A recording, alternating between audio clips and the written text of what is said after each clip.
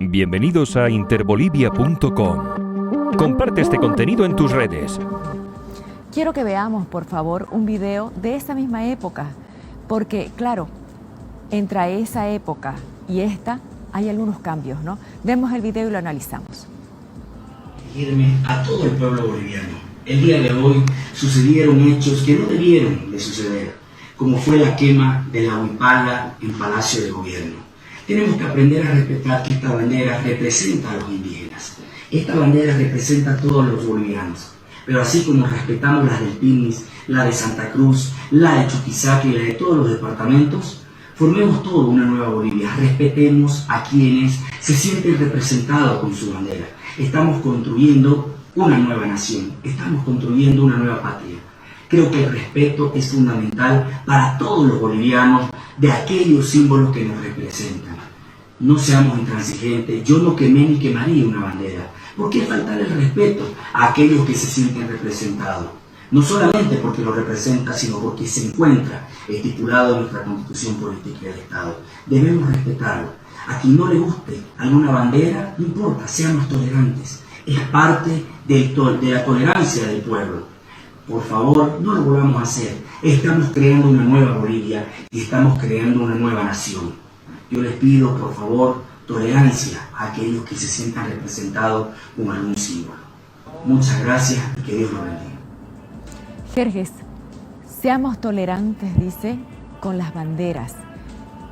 Este año faltó tolerancia, o sea, era tanta la molestia de que hubieran puesto la bandera en la plaza que se tuvo que bajar la bandera y estar viviendo todo lo que estamos viviendo. Le pregunto, si en ese momento Luis Fernando Camacho decía, seamos tolerantes, ¿faltó tolerancia esta vez? Yo creo que lamentablemente, y aquí me voy a permitir a dar mi opinión, ¿no es cierto? Como ayer decía el señor vocero, cuando censuraba, criticaba, que lo que yo digo es mi opinión, pues precisamente yo estoy aquí para dar mi opinión y yo digo lo que pienso, ¿no? Como decía René Descartes, primero pienso y luego existo, y existo porque pienso y pienso porque existo. Y yo voy a decir lo que pienso.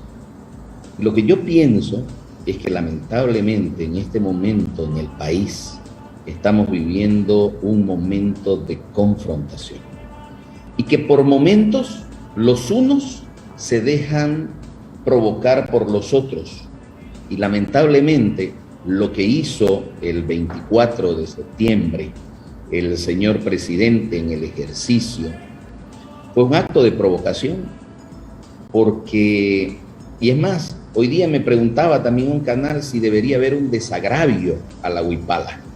Yo le dije, primero que debe desagraviar a la huipala es el presidente en ejercicio el 24 de septiembre o el vicepresidente. ¿Por qué? Porque llegó con la bandera huipala oculta. ¿Cuándo uno se oculta? Cuando uno hace algo malo. Cuando uno hace algo malo, hace las cosas ocultas. ¿Por qué no llegó el presidente con su huipala para izarla en ese momento? ¿Por qué tuvo que llegar y pedírsela de escondidas a una funcionaria subalterna suya? Porque sabía que estaba haciendo algo malo. Él debería desagraviar. Él llegó avergonzado de la huipala a la plaza 24 de septiembre. Y lo que está provocando el gobierno, y se está dejando provocar por momentos el gobierno departamental, y por momentos el gobierno departamental provoca al gobierno nacional, y estamos en esta suerte de confrontación que le hace mucho daño al país, porque lamentablemente por momentos nuestras autoridades no están actuando como deberían actuar, con la cabeza fría, con la cabeza serena, que debe tener toda autoridad.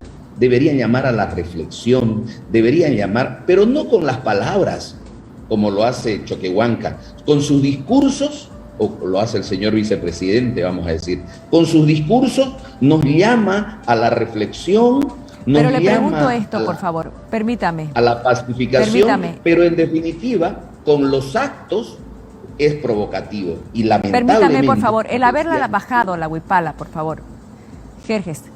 ¿El haberla bajado la huipala es incoherente con decir seamos tolerantes? Considero que no, Considero que no, porque no era parte de un protocolo establecido, en primer lugar, y no era parte de un protocolo aceptado por el señor vicepresidente o su protocolo, y realizar el acto que no estaba dentro de las formalidades, ya de por sí era un acto de mala fe. Y los actos de mala fe deben reencauzarse. Lo que se hizo fue reencauzar, pero no se la rompió la huipala, no se la pisoteó como se vio y usted mostró imágenes en el Alto. ¿Qué se hizo? Se la dobló muy educadamente, se la entregó a un efectivo militar como corresponde, con el respeto de un emblema nacional. Por lo tanto, no hubo un acto de ofensa a un símbolo patrio. Al contrario, ofensa hubiera sido si se lo hubiese metido en una bolsa y se lo hubiese ocultado y se lo hubiese devuelto al vicepresidente. Fue un acto público en el que un efectivo policial recibe la bandera y se desplaza hasta el lugar donde él estaba. Eso no fue un acto. ¿Qué pasaba si la huipala se quedaba izada? Yo creo que eso sí iba a ser un acto de provocación realizado por el señor vicepresidente, y lamentablemente el vicepresidente fue a la plaza 24 de septiembre a provocar. Porque ¿qué hubiese pasado si él hubiese dicho al protocolo: señores, mi posición es que se hice la huipala? Y que él hubiese dicho, como no han dejado en el protocolo, que yo no estoy de acuerdo, yo paso con la huipala, porque esta bandera me representa. Eso todavía hubiese sido un poquito más digno para el señor Permítame, por vicepresidente. favor, permítame. Pero no ir a ocultas con una bandera. Bien, permítame. Jorge Ritter, ¿la huipala es la bandera del MAS? ¿O se ha apropiado el MAS de la huipala? ¿O se la deja servida a la oposición, la huipala, para que el MAS se apropie de ella? Ninguno de todos esos elementos, Jimena. La huipala es un símbolo patrio porque expresa, en su valor histórico, expresa una parte de las luchas sociales frente a los sistemas de opresión y violencia colonial y de la república colonial.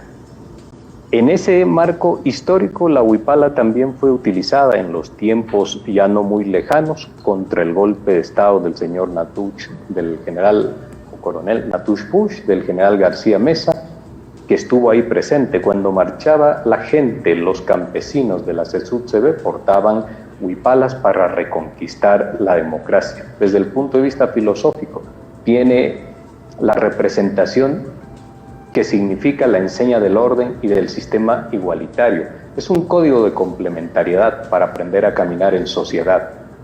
Cuando uno señala su opinión personal sobre todos estos temas, siempre corre el riesgo, Jimena, de poder ser absolutamente superficial en las apreciaciones.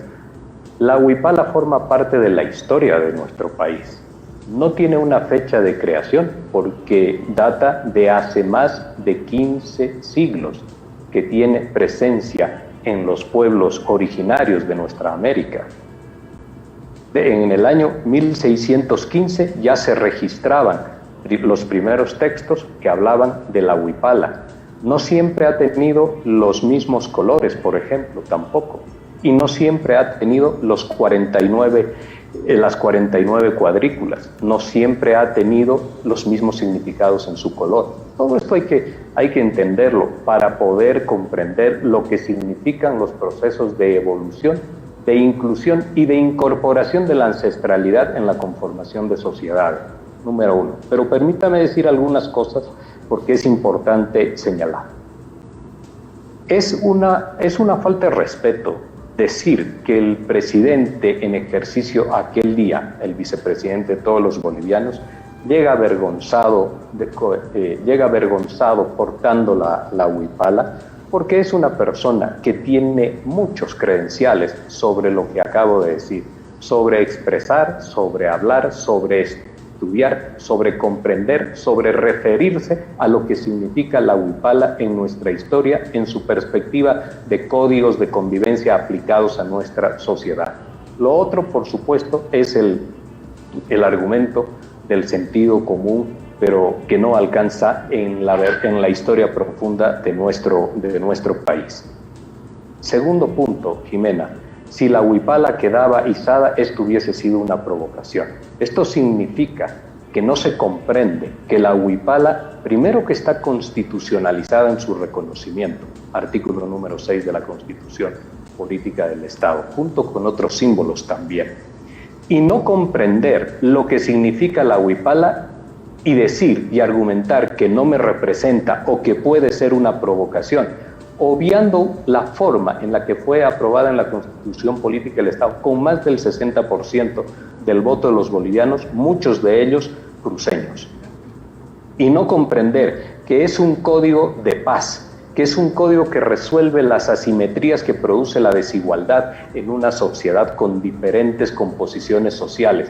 No comprender esto y usted después escuchar decir que no me representa, ¿esto qué quiere decir? Que no los representa la igualdad, el orden, la libertad, la complementariedad. Eso no tiene sentido cuando sinceramente se quiere buscar construir una sociedad en convivencia pacífica. Hay que superar esta pobre mirada de la convivencia que significa que unos puedan tener una noción propietaria de absolutamente todo lo que ocurre dentro de nuestro país. Eso ya no es posible, Jimena, porque el país ha cambiado, el país es plurinacional, el país ha escogido también un modelo hoy en día político, social, económico, que ha sido ratificado el pasado año en el proceso eleccionario. En ese sentido, lo último que quiero señalar, en ese sentido, poder argumentar también, como lo ha hecho el exministro de la señora Áñez, doctor Justiniano, que esto ha sido un elemento distractivo. Distractivo podría haber sido el no poder acreditar absolutamente ningún elemento de una gestión eficiente el pasado 24 de septiembre y tener que crear un momento de convulsión, de entredichos, de conflicto para sobrepasar el momento de la ineficiencia en la gestión. Nosotros el día de hoy, así como hay una ley que se ha aprobado a la cual hacía referencia el exministro, también el día de hoy hemos aprobado algo que es verdaderamente importante y que significa que las amas de casa, las señoras que trabajan en el hogar, puedan afiliarse a los seguros. Esto es también verdaderamente importante, pero no hay que cambiar el rumbo de los temas porque estos son verdaderamente sensibles. Si se trata de distracción, no pudieron acreditar absolutamente nada. Y termino con esto. Lo que están haciendo el día de hoy, la gente de Creemos, de forma sistemática, Jimena, de forma sistemática, incluido el exministro, la señora Áñez, que no forma parte de la estructura pública de Creemos en las asambleas locales o nacionales, pero que repite el mismo discurso de manera puntual. Lo del día de hoy se llama una estrategia de corrección del rumbo equivocado con la instalación de una nueva temática de miedo. Lo que nos acaba de señalar el doctor Justiniano lo han repetido diputados, asambleístas, todos los actores políticos vinculados a Creemos de manera homogénea. ¿Por qué? Porque han comprendido que ya pasaron el primer objetivo de darle un punto final a la gestión ineficiente, de haber instalado una situación de conflicto. Permítame, para generar... por favor, voy a tocar dos temas. Termino con esto. Un anillo de seguridad al señor Camacho y hoy día instalan un nuevo tema sobre la base del temor. Por eso el cambio rápidamente del discurso. Muy bien. Dos temas, por favor. ¿Tiene una huipala en su casa? Sí, tengo una huipala y también tengo un barbijo, por ejemplo. ¿Y ha salido en alguna manifestación, en algún momento la ha lucido esa huipala? He caminado con ese barbijo y no he estado en manifestaciones. O sea, no con la bandera en la mano, con el barbijo de la huipala. Jimena, yo no he estado en manifestaciones, en las manifestaciones de los hechos de noviembre de 2019. Tengo una huipala en mi casa. Tengo una posición que es lo fundamental. No es salir a que a uno lo vean flameando una bandera. Es la posición pública que una persona asume. Y yo creo que no he dejado absolutamente ninguna duda en ese sentido. Nos sorprendió que el doctor Justiniano acaba de pasar a la producción una fotografía. Mucha gente va a decir, el abogado de Camacho con una huipala, ¿se la sacó hoy día para la entrevista? ¿Cómo es que tiene esta foto, Jerjes? Esa foto, Jimena, me la saqué el día que Evo Morales renunció, porque yo festejé la renuncia de Evo Morales, como festejaron muchísimos bolivianos. Yo estaba en la ciudad de La Paz cuando Evo Morales renunció, y hay que recordar por qué renunció, y lo dice Evo Morales en su libro, porque él habla de un golpe de Estado, pero resulta que en el libro que él escribió, por lo menos quiso mandar a escribir con alguien, él dice que ya había acordado con los militares.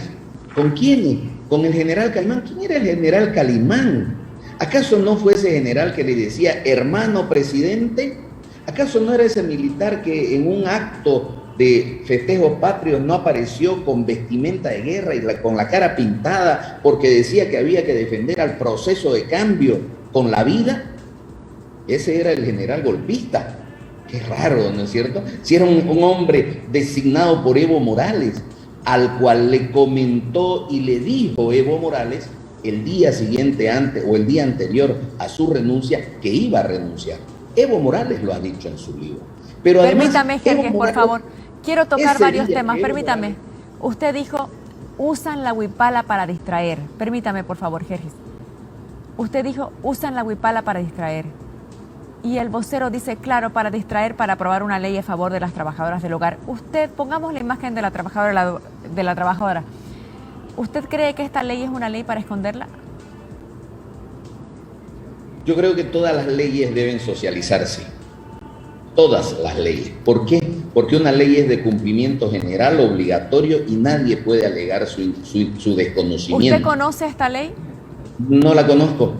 No sabía que había un proyecto. Le cuento que es del 2003, porque usted es abogado. Le cuento que es una ley del 2003 que no se había reglamentado. La ley de las trabajadoras asalariadas del hogar sí es del 2003.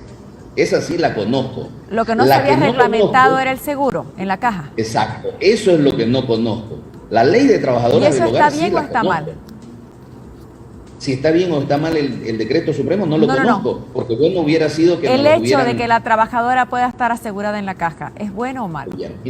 Obviamente, mientras más personas tengan beneficios sociales, seguridad social, va a ser siempre mejor, siempre va a ser. El problema del movimiento al socialismo, el problema es que nos ha venido mintiendo, porque yo me recuerdo la primera vez que yo voté por Evo Morales, o mejor dicho, la única vez que voté por Evo Morales, a mí me engañaron. Porque a mí me dijeron que iba a haber un proceso de cambio y nunca hubo un proceso de cambio. ¿Qué año y resulta votó por Evo Morales? Algunas leyes sociales, dictan algunas leyes sociales, pero dictan otras que buscan... ¿Qué año votó por Evo Morales, por favor?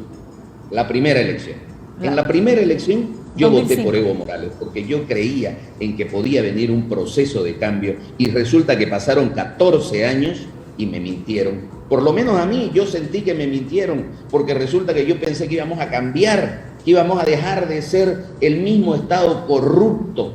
Y resulta que somos el mismo Estado corrupto. Y le echan la culpa a Yanine Áñez, pero resulta que 14 años de corrupción, Yanine Áñez, un año de corrupción, y gracias a Yanine Áñez, yo pienso que el gobierno del MAS no debería tener la presa Yanine Áñez.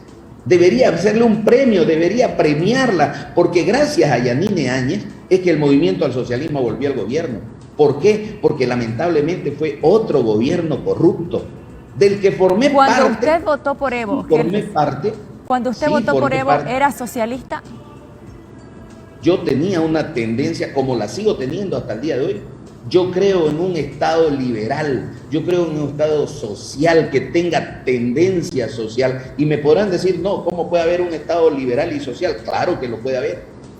Un Estado que tenga ¿cuál es más importante, Jerjes? ¿La inversión pública o la privada? ¿Cuál es más importante? Creo que la historia nos lo ha demostrado. La historia nos ha demostrado que en aquellos países donde ha primado la inversión pública, ha fracasado. Veamos Cuba, Veamos Venezuela ahora, que son países que quisieron que la inversión pública sea la mayor privilegiada. ¿Hay lucha de clases? Claro que hay lucha de clases, y tiene que haber una lucha de clases, tiene que haber una constante lucha de clases, pero además tiene que haber una lucha de clases no en la que cambiemos e invirtamos. Lo que pasó en Bolivia es que el concepto de la lucha de clases fue invertir nada más, ¿no? Que los opresores se transformaron en oprimidos y los oprimidos se transformaron en opresores, como decía George Orwell más o menos en el libro, el famoso libro de La rebelión de la granja. Los chanchos terminaron gobernando el resto de la granja y se transformaron en tan opresores como eran los granjeros. Lamentablemente, ¿los creo que masistas son los chanchos?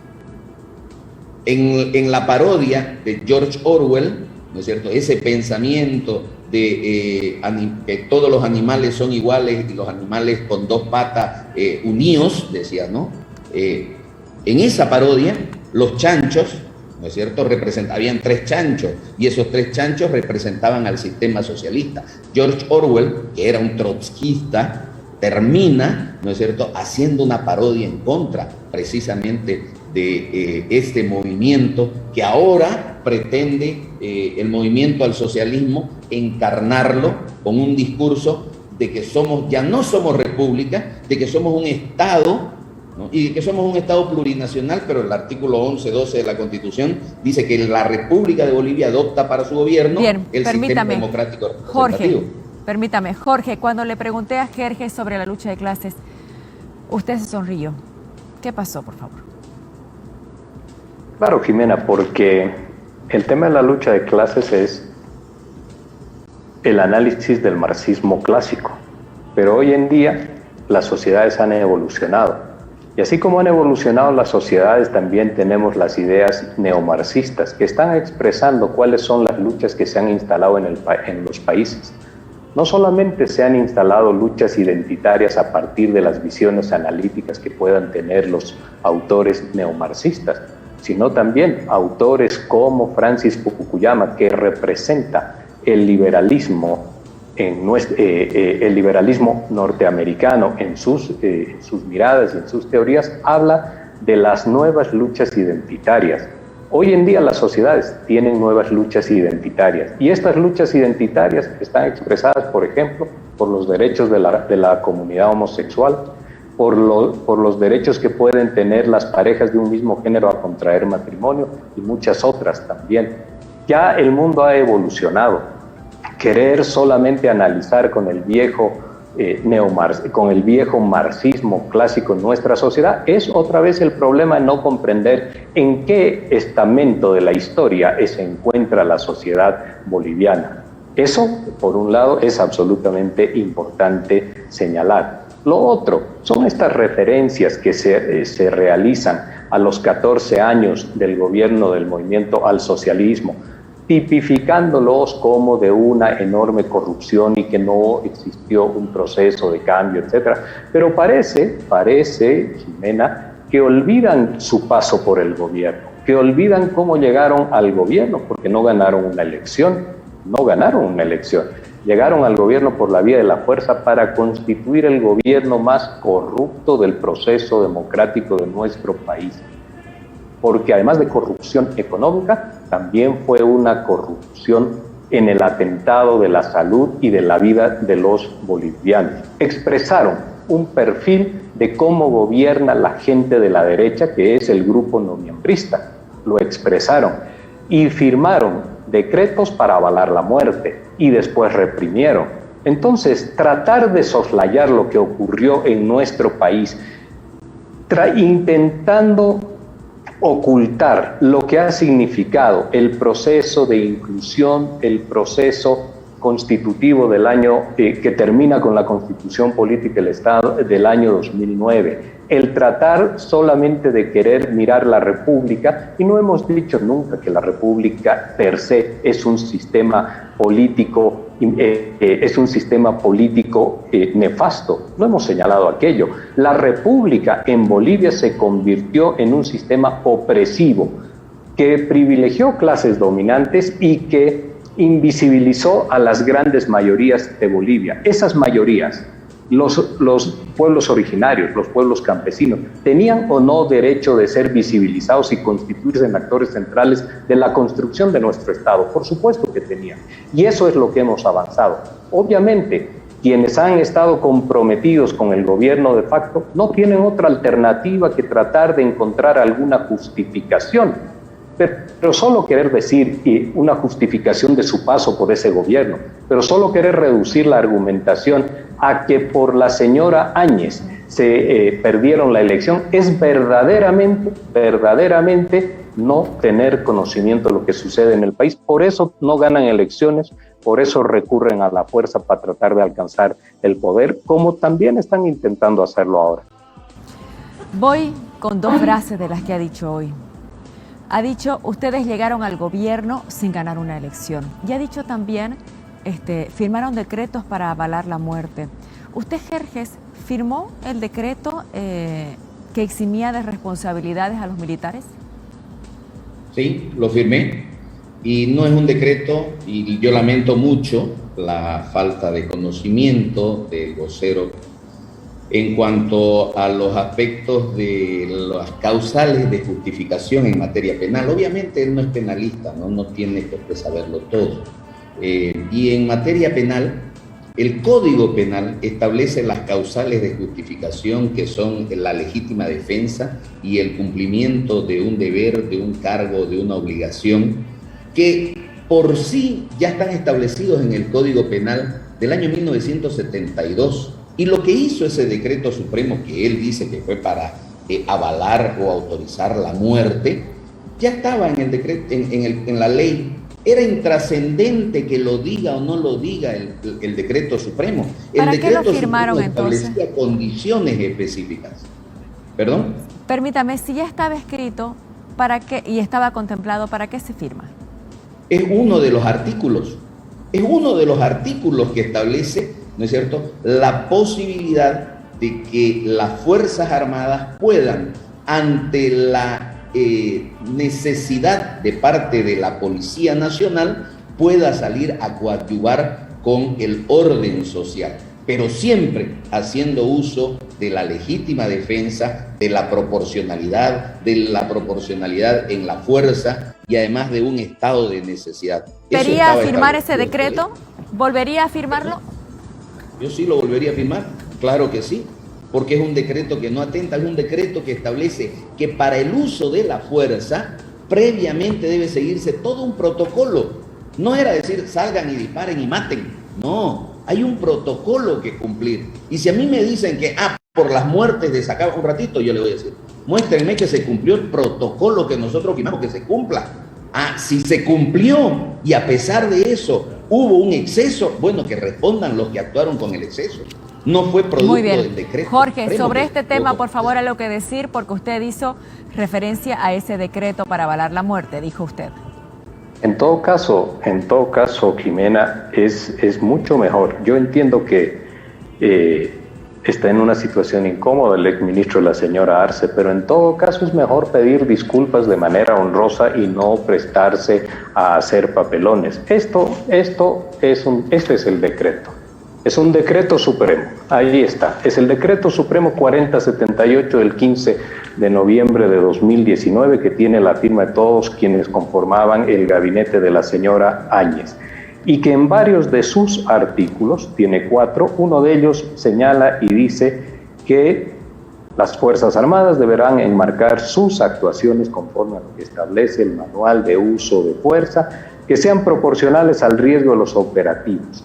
Y el uso no fue proporcional porque generaron 38 muertos, Jimena. ¿Y lo dice quién? Lo dice el informe del GIEI. Tan así lo dice el informe del GIEI que permítame que yo le señale algo respecto de lo que ocurrió en Sencata. Como resultado hubo una masacre con 10 civiles muertos y cerca de un centenar de personas heridas. Las pruebas indican además una mayor probabilidad de que las Fuerzas Armadas y Militares del Estado actuaron con la intencionalidad de matar a las personas en la protesta, aunque estuviesen en fuga. Esto se califica como ejecuciones sumarias. ¿Y qué es lo que dijo el exministro de la señora Áñez respecto de esto? ¿Se manifestó? Sí. Su salida del gabinete fue a consecuencia de esto. Es mejor pedir disculpas y saber que uno se equivocó, pero le abrieron la posibilidad a las Fuerzas Armadas para que produzcan masacres. Y estas masacres tenían una razón de ser. Demos el derecho a responder, por favor, pero porque el tema es estas delicado. masacres, Jimena, pero estas masacres tuvieron una finalidad. Esa finalidad era sostener el gobierno ilegítimo, Permítame, no constitucional porque y esto es gobierno de delicado. facto. Por favor, adelante. No, yo no tengo que pedir disculpas, en primer lugar. ¿Por qué razón? Por lo que acaba de leer precisamente en el decreto supremo, que dice que se encomendaba el cumplimiento. Si hubo, de acuerdo al GIEI, el uso excesivo de la fuerza, es porque no se cumplió con lo que nosotros dispusimos. Nosotros dispusimos el cumplimiento de la racionalidad, el cumplimiento de la proporcionalidad. Si las Fuerzas Armadas no cumplieron, esa no es responsabilidad y no es abrirle la puerta, porque para eso entonces usted me dirá que cada que sale un policía con un arma, usted le está dando la puerta a que cometa un exceso y mate a cualquier persona acusada de un delito. No, por favor. Lamentablemente se utiliza el informe del GIEI solamente en lo que les conviene. Ayer decíamos lo siguiente, decíamos que no, la justicia depende por su cuenta, no es resorte del gobierno. El Ministerio Público también es resorte de su propia actuación, pero el GIEI, entre las principales recomendaciones que le hizo a Bolivia, al Estado boliviano, cuyo vocero principal del presidente es el señor Richter, le dijo que hay que reformar la justicia. ¿Por qué en vez de estar aprobando leyes en las cuales la ciudadanía está confrontada, no nos ponemos de acuerdo para poder mejorar este país, que lamentablemente la columna vertebral de un país se llama sistema judicial? Porque si un país no es creíble, si un sistema judicial de un país no sirve, como el nuestro, porque han venido expertos internacionales y nos han dicho que lamentablemente nuestro sistema judicial no es confiable y hay que modificarlo. ¿Quién modifica al sistema judicial si no es el órgano político? ¿Por qué el gobierno no hace haber una cumbre para modificar la justicia? ¿Por qué no nos ponemos de acuerdo? Muchos se dicen, no, esto no es venganza, es justicia. Pero quieren justicia con este mismo sistema judicial corrupto. Y no me digan, yo le preguntaría al señor vocero, y obviamente quiero su opinión, no quiero un análisis político. Muy bien. ¿Pone él las manos al fuego por el sistema judicial boliviano? Yo no las pongo, no pongo una uña al fuego por el sistema judicial boliviano. Ese será tema de otro debate. Quiero agradecerles a ambos por haber No, Jimena, le tengo que responder muy rápido algo, porque el señor Camacho, cuando cerraba el último cabildo en la ciudad de Santa Cruz con la renuncia horas después de que la señora Áñez ya era presidenta, señala y dice que van a establecer un pedido a la presidenta para que se anulen todos los juicios a nuestros presos políticos. Y dice, porque no podemos seguir con la espada de Damocles en la espalda. Lo que prometimos lo vamos a cumplir. Cuando el pueblo está unido, vamos a ver si la justicia es la misma. Ya se los han llevado a todos presos, a los vocales del Tribunal Supremo. Se han llevado a ministros y se han llevado a los corruptos y van a seguir, porque ahora el que manda es el pueblo. Y el asesor principal, porque en ese cabildo lo nombran, el asesor principal es el exministro de la señora Áñez, el doctor Justiniano. Ese era el uso que hicieron de la justicia. Hoy en día se sienten atemorizados porque ellos han manipulado la justicia y la han modulado para llevar a más de 1,000 bolivianos presos. Y su conciencia los está señalando y los está interpelando. Ese es el problema. Les quiero agradecer a ambos, lamentablemente se nos acaba el tiempo. Y de verdad que les agradezco por esta posibilidad democrática de permitirle al país escuchar a protagonistas de primera línea hablar de temas que son importantes. Les agradezco a ambos. Buenas noches. El reportero eres tú.